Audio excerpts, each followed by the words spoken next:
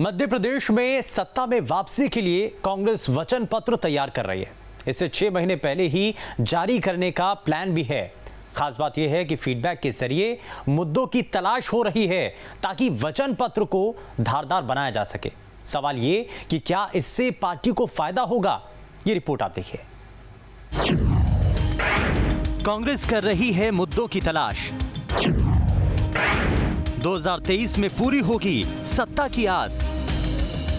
जिन वचनों ने कांग्रेस को 2018 में सत्ता दिलाई थी, अब वैसे ही वचन 2023 के लिए भी देने की तैयारी है ताकि सत्ता की राह पिछली बार की तरह ही आसान हो सके। जानकारी के मुताबिक 6 महीने पहले वचन पत्र जारी करने की तैयारी है। पंचायत से जिला स्तर तक फीडबैक लिया जा रहा है। पब्लिक को कनेक्ट करने वाले मुद्दे खोजे जा रहे हैं। डेली मुलाकातों में नेताओं को आवेदन मिल रहे हैं। इन आवेदनों से मुद्दे निकाले जा रहे हैं ताकि स्थानीय मुद्दों की पहचान करने में मदद मिले, क्योंकि नेताओं से मेल मुलाकात में ज्यादातर आवेदन तहसील और जिला स्तर के ही आते हैं, जिनमें समस्याओं से निजात दिलाने की अपील भी होती है। इसीलिए उसे फीडबैक के तौर पर लिया जा रहा है।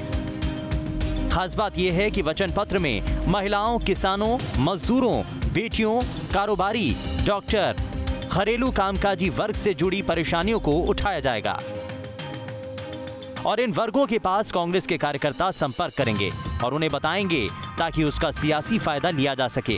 कांग्रेस के वचन पत्र पर सियासत भी गर्म हो रही है। बीजेपी का कहना है कि कमलनाथ को वचन पत्र के बजाय खेद पत्र लाना चाहिए। देखिए, जहां तक कांग्रेस पार्टी का सवाल है, निश्चित रूप से जो पूर्व में भी वचन पत्र लाए थे, वो वचन पत्र था, घोषणा पत्र नहीं था और अक्षरशः पालन उसका हो रहा था। 15 महीने में जितना संभव था उतना वचन पत्र को लागू करने का कमलनाथ जी ने प्रयास किया। हाँ, इस बार चूंकि पूर्व में भी ये पार्टी के कार्यकर्ताओं की मांग थी कि जो उम्मीदवार है उनकी घोषणा थोड़ी पूर्व में हो जाएगी तो उनको समय मिल जाएगा, वे अपनी विधानसभा क्षेत्र में पूर्ण रूप से काम कर पाएंगे, अपने आप को स्थापित कर पाएंगे और इसका लाभ निश्चित रूप से मिलेगा। और इस पर जनता की भी मांग है। कांग्रेस के पास कोई दूल्हा नहीं है उस रण के लिए, सब वृद्ध हैं आपस में।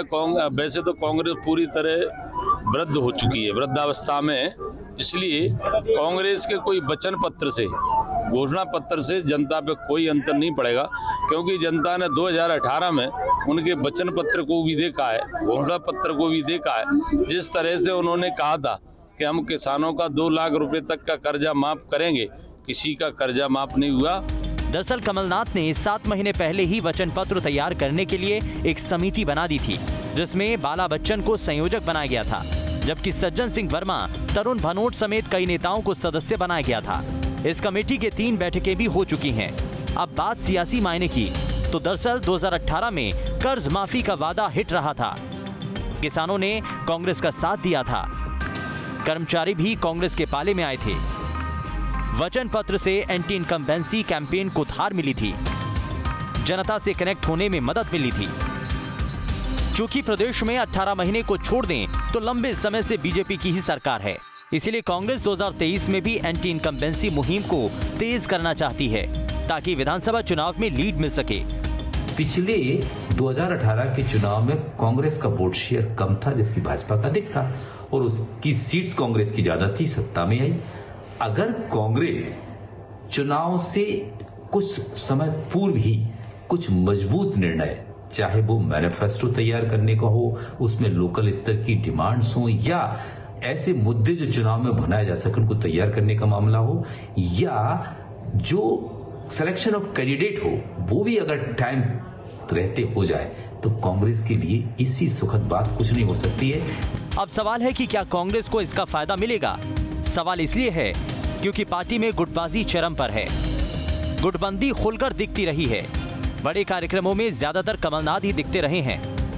कई बड़े नेता घर पर बैठे हुए हैं, कार्यकर्ताओं में निराशा है। ऐसे में वचन पत्र के जरिए कांग्रेस जनता से खुद को कितना कनेक्ट कर पाती है, ये बड़ा सवाल है। हालांकि कांग्रेस ने भारत जोड़ो यात्रा से सुस्त संगठन में जान फूंकने की तैयारी जरूर की है।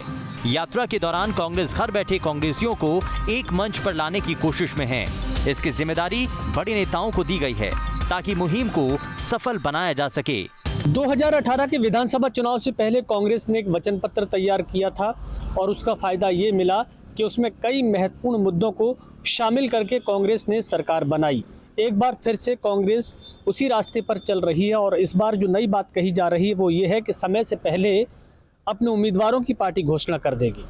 अगर ये कांग्रेस पार्टी कर लेती है तो कहीं ना कहीं उसे इसका फ़ायदा मिल सकता है, क्योंकि भारतीय जनता पार्टी की लंबे समय से मध्य प्रदेश में सरकार है और उसके वर्तमान के विधायक और मंत्री जनता के साथ इन्वॉल्व हैं। ऐसे में पहले घोषणा करने के बाद कांग्रेस के उम्मीदवारों को पर्याप्त समय मिल जाएगा और वो जनता के बीच में अपनी पकड़ मजबूत बना सकते हैं। अब देखना होगा कि जनता क्या वापस कांग्रेस को सत्ता में लाती है या बीजेपी फिर से सरकार बनाने में कामयाब हो पाएगी। Vinod Sharma, news state.